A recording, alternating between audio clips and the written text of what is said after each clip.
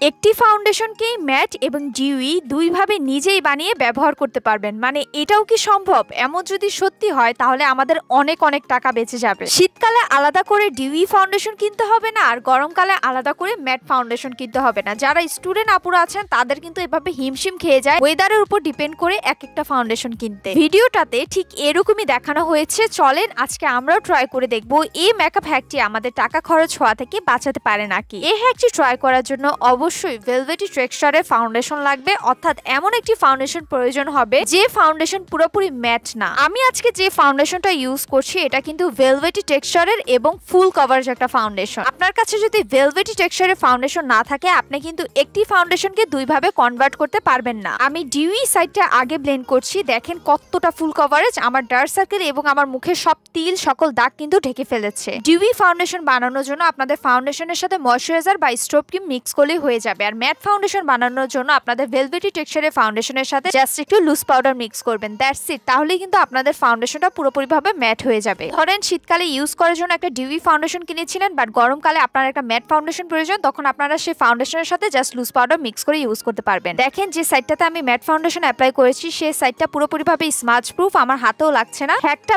Best ছিল, must try করবেন। নতুন আরো ভিডিও পেতে আমার পেজটি ফলো করবেন এবং ভিডিও শেয়ার করে দিবেন। টাটা।